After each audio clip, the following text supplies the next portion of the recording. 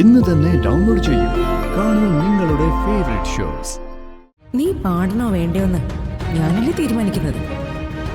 നീ പാടണ്ട.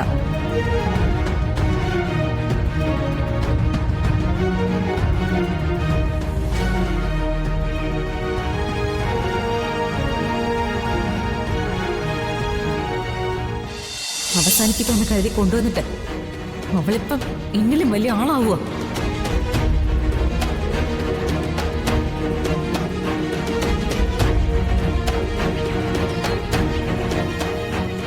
വരുണിനെ എസ്റ്റേറ്റിൽ അയക്കാൻ ഒരു തീരുമാനം ഏട്ടത്തിയെടുത്തത് വളരെ നല്ല കാര്യം തന്നെയാ. ഇത്രയും ദിവസം രാധയെ കാണാതിരിക്കുമ്പോഴേ അവന്റെ മനസ്സിനൊരു മാറ്റം വരുമായിരിക്കും. അവനവളെ മറക്കാൻ വേണ്ടിയാ ഞാൻ നിർബന്ധിച്ചത്. പക്ഷേ ഈ പ്രണയത്തിനൊരു കുഴപ്പമുണ്ടല്ലോ ഏട്ടത്തി. ഏട്ടത്തി കേട്ടിട്ടില്ലേ, 12 കാലം ജയിലിൽ കിടന്നിട്ടും 1000 മൈലുകൾ സഞ്ചരിച്ച് പ്രേമിച്ച ആളിനെ കാണാൻ പോയിന്ന കാര്യമൊക്കെ? വരുൺ തിരിച്ചെത്തിയാലും വീണ്ടും ഇതൊക്കെ തന്നെയല്ലേ സംഭവിക്കുക. വരുൺ തിരിച്ചെത്തുന്നതിന് മുൻപ് എന്തെങ്കിലും ഒന്ന് ചെയ്യണം. ഞാൻ എത്ര ആലോചിച്ചിട്ടും ഒരു പിടിയും കിട്ടുന്നില്ല. ഞാൻ നല്ലൊരു വഴി പറഞ്ഞു തരട്ടെ. എന്താ? നാളെ നമ്മൾ നേരെ ദേവനാരായണ തിരുമേനിയെ കാണാൻ പോകും. ഇവിടെ നടന്ന ഈ കാര്യങ്ങളൊക്കെ നേരെ മുഖത്ത് നോക്കി അങ്ങോട്ട് പറയുന്നു.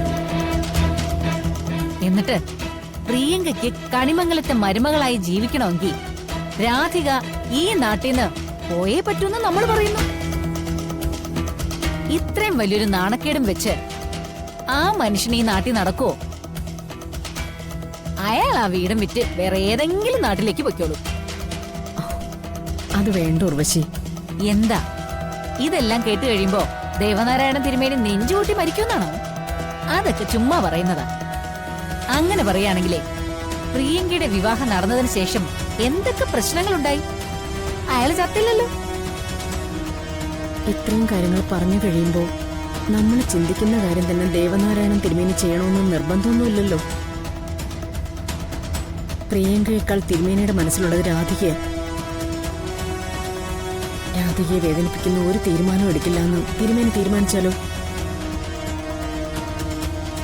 അതുകൊണ്ടാണ് ഞാൻ പറഞ്ഞത് മറ്റെന്തെങ്കിലും ഒരു മാർഗം നോക്കണമെന്ന്. ഏട്ടത്തി ടെൻഷൻ ആവണ്ട. നമ്മുടെ വീടിനകത്ത് നുഴഞ്ഞു കയറിയ ഒരു ശല്യമാണ് അവള്. അത്തരം ജീവികളെ എന്തെങ്കിലും വിഷം വെച്ച് നമ്മൾ കൊല്ലാറില്ലേ? ചിലപ്പോ ഇവൾക്കും അതായിരിക്കും വിധി.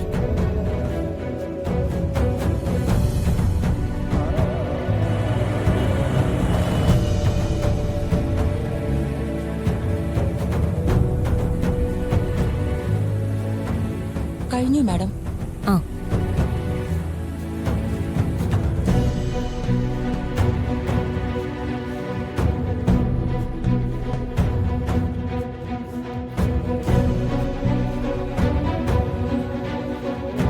പ്രിയ, അതെ, അടുത്ത സീനിലേക്കുള്ള ചെരുപ്പം തുടച്ചേ. എന്താ ലതാ മങ്കേഷ്കർക്ക് തുടയ്ക്കാൻ വല്ല ബുദ്ധിമുട്ടുണ്ടോ?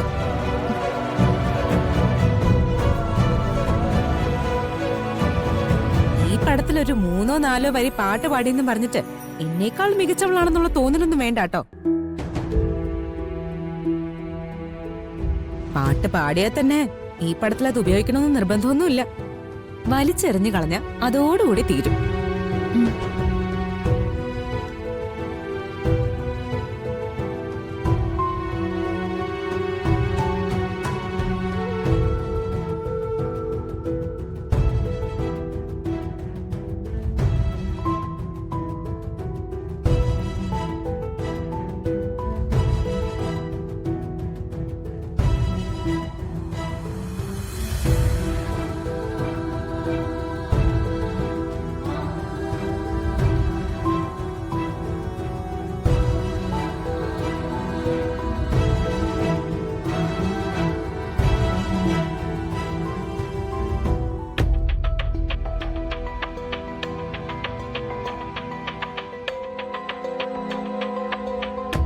Good morning sir.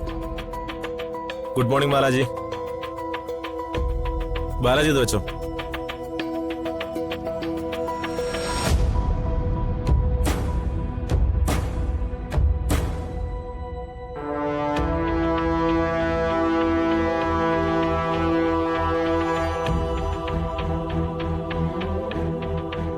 കണക്കുകളൊക്കെ എപ്പോഴാണ് നോക്കുന്നത്?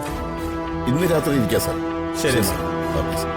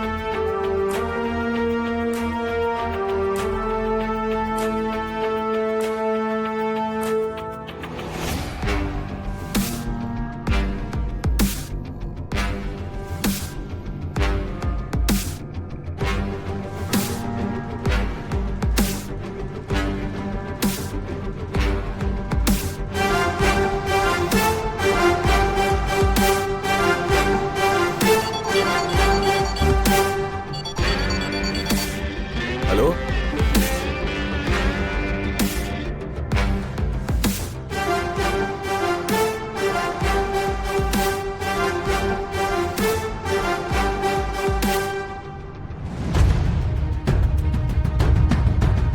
നീ പാടണോ വേണ്ടയോന്ന് ഞാനല്ലേ തീരുമാനിക്കുന്നത്. നീ പാടണ്ട.